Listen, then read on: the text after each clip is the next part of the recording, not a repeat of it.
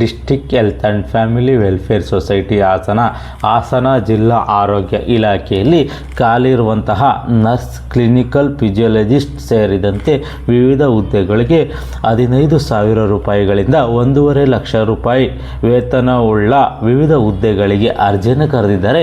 ಈ ಒಂದು ಹುದ್ದೆಗಳ ಬಗ್ಗೆ ಸಂಪೂರ್ಣ ಮಾಹಿತಿಯನ್ನು ನಿಮಗೆ ತಿಳಿಸ್ಕೊಡ್ತೀನಿ. ವಿಡಿಯೋ ಸ್ಕಿಪ್ ಮಾಡ್ದಂಗೆ ಪೂರ್ತಿ ವಿಡಿಯೋವನ್ನು ನೋಡಿ.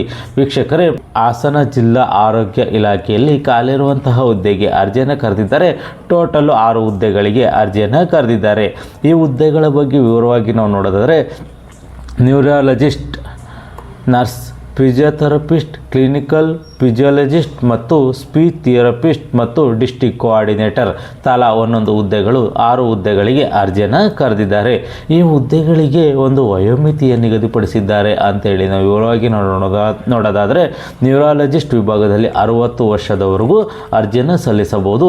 ಅದೇ ರೀತಿ ಇನ್ನುಳಿದ nurse, physiotherapist, clinical physiologist, speech therapist ಮತ್ತು ಡಿಸ್ಟ್ರಿಕ್ಟ್ ಕೋಆರ್ಡಿನೇಟರ್ ವಿಭಾಗದಲ್ಲಿ 45 ವರ್ಷದೊಳಗಡೆ ಇರೋರು ಅರ್ಜಿಯನ್ನು ಸಲ್ಲಿಸಬಹುದಾಗಿರುತ್ತದೆ.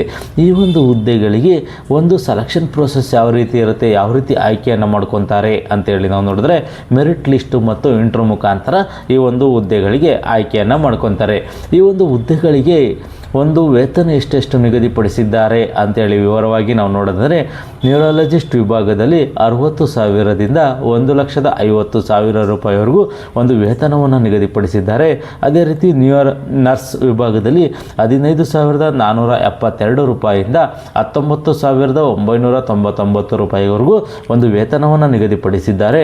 ಅದೇ ರೀತಿ ಫಿಸಿಯೋಥೆರಪಿಸ್ಟ್ ವಿಭಾಗದಲ್ಲಿ 25,000 ರೂಪಾಯಿ, ಕ್ಲಿನಿಕಲ್ ಫಿಸಿಯಾಲಜಿಸ್ಟ್ ವಿಭಾಗದಲ್ಲಿ 26,250 ರೂಪಾಯಿವರೆಗೂ ಒಂದು ವೇತನವನ್ನು ಇವರು ನಿಗದಿಪಡಿಸಿದ್ದಾರೆ.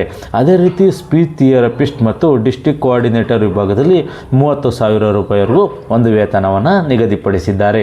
ಈ ಒಂದು ಹುದ್ದೆಗಳಿಗೆ ಸಂಬಂಧಪಟ್ಟಂತೆ ಅರ್ಜಿ ಹಾಕಲಿಕ್ಕೆ ಎಜುಕೇಷನ್ ಏನಾಗಿರಬೇಕು ಅಂತೇಳಿ ವಿವರವಾಗಿ ನಾವು ನೋಡೋದಾದರೆ, ನ್ಯೂರಾಲಜಿಸ್ಟ್ ವಿಭಾಗದಲ್ಲಿ MBBS, MD, DM, DNB ಎಜುಕೇಷನನ್ನು ಮಾಡಿರೋರು ಅರ್ಜಿಯನ್ನು ಸಲ್ಲಿಸಬಹುದು. ಅದೇ ರೀತಿ ನರ್ಸ್ ವಿಭಾಗದಲ್ಲಿ GNM ಮತ್ತು BSc ಎಜುಕೇಷನನ್ನು ಮಾಡಿರೋರು ಅರ್ಜಿಯನ್ನು ಸಲ್ಲಿಸಬಹುದು. ಅದೇ ರೀತಿ ಫಿಸಿಯೋಥೆರಪಿಸ್ಟ್ ವಿಭಾಗದಲ್ಲಿ PT ಎಜುಕೇಷನನ್ನು ಮಾಡಿರಬೇಕಾಗಿರುತ್ತದೆ. ಅದೇ ರೀತಿ ಕ್ಲಿನಿಕಲ್ ಫಿಸಿಯೋಥೆರಪಿಸ್ಟ್ ವಿಭಾಗದಲ್ಲಿ MPhil ಪೋಸ್ಟ್ ಗ್ರ್ಯಾಜುಯೇಷನ್ ಎಜುಕೇಷನನ್ನು ಮಾಡಿರೋರು ಅರ್ಜಿಯನ್ನು ಸಲ್ಲಿಸಬಹುದು. ಅದೇ ರೀತಿ ಸ್ಪೀಚ್ ಥೆರಪಿಸ್ಟ್ ವಿಭಾಗದಲ್ಲಿ BISLP ಎಜುಕೇಷನನ್ನು ಮಾಡಿರಬೇಕಾಗಿರುತ್ತದೆ. ಅದೇ ರೀತಿ ಡಿಸ್ಟ್ರಿಕ್ಟ್ ಕೋಆರ್ಡಿನೇಟರ್ ವಿಭಾಗದಲ್ಲಿ ಮಾಸ್ಟರ್ ಡಿಗ್ರಿ ಎಜುಕೇಷನನ್ನು ಮಾಡಿರೋರು ಅರ್ಜಿಯನ್ನು ಸಲ್ಲಿಸಬಹುದಾಗಿರುತ್ತದೆ. ಮತ್ತು ಈ ಒಂದು ವಿಭಾಗದಲ್ಲಿ ಅರ್ಜಿಯನ್ನು ಹೇಗೆ ಸಲ್ಲಿಸಬೇಕು ಅಂತೇಳಿ ವಿವರವಾಗಿ ನಾವು ನೋಡಿದರೆ, ಕರ್ನಾಟಕದಲ್ಲಿ ಉದ್ಯೋಗಗಳನ್ನು ಹುಡುಕುತ್ತಿರುವ ಆಸಕ್ತ ಮತ್ತು ಅರ್ಹ ಅಭ್ಯರ್ಥಿಗಳು ಅಗತ್ಯ ದಾಖಲೆಗಳೊಂದಿಗೆ ಅಧಿಕೃತ ಅಧಿಸೂಚನೆಯಲ್ಲಿ ಉಲ್ಲೇಖಿಸಿದಂತೆ ಈ ಕೆಳಗಿನ ಸ್ಥಳದಲ್ಲಿ ನಡೆಯುವ ವಾಕಿಂಗ್ ಇಂಟರ್ವ್ಯೂಗೆ ಹಾಜರಾಗಬೇಕಾಗಿರುತ್ತದೆ. ಅಂದರೆ ನೀವು ಯಾವುದೇ ರೀತಿ ಅರ್ಜಿಯನ್ನು ಸಲ್ಲಿಸುವಾಗಿಲ್ಲ, ಈ ಒಂದು ಅಡ್ರೆಸ್ಗೆ ನೀವು ಅಲ್ಲಿ ಹೋಗಿ ಇಂಟರ್ವ್ಯೂಗೆ ಅಟೆಂಡ್ ಮಾಡಬೇಕಾಗಿರುತ್ತದೆ. ಡೈರೆಕ್ಟಾಗಿ ನಿಮ್ಮಲ್ಲಿ ಏನೇ ದಾಖಲೆಗಳಿದೆಯೋ ಎಲ್ಲ ದಾಖಲೆಗಳನ್ನು ಜೆರಾಕ್ಸ್ ಪ್ರತಿ ಮತ್ತು ಹಾರ್ಡ್ ಕಾಪಿ ಎರಡನ್ನೂ ಒರಿಜಿನಲ್ ಏನಿರುತ್ತೆ ಒರಿಜಿನಲ್ ಕಾಪಿಯನ್ನು ನೀವು ತಗೊಂಡು ಈ ಒಂದು ಅಡ್ರೆಸ್ಗೆ ಹಾಜರಾಗಬೇಕಾಗಿರುತ್ತದೆ. ಯಾವ ಅಡ್ರೆಸ್ಸು ಅಂತೇಳಿ ವಿವರವಾಗಿ ನಾವು ನೋಡಿದರೆ, ಜಿಲ್ಲಾ ಮಾನಸಿಕ ಆರೋಗ್ಯ ಕಾರ್ಯಕ್ರಮ ವಿಭಾಗ, ಜಿಲ್ಲಾ ಆರೋಗ್ಯ ಮತ್ತು ಕುಟುಂಬ ಕಲ್ಯಾಣ ಅಧಿಕಾರಿಗಳ ಕಚೇರಿ, ಕಟ್ಟಡ, ಹಾಸನಾಂಬ ಒಳಾಂಗಣ ಕ್ರೀಡಾಂಗಣ, ಸಾಲಗಾಮೆ ರಸ್ತೆ, ಹಾಸನ. ಈ ಒಂದು ಅಡ್ರೆಸ್ಗೆ ಹಾಜರಾಗಬೇಕಾಗಿರುತ್ತದೆ.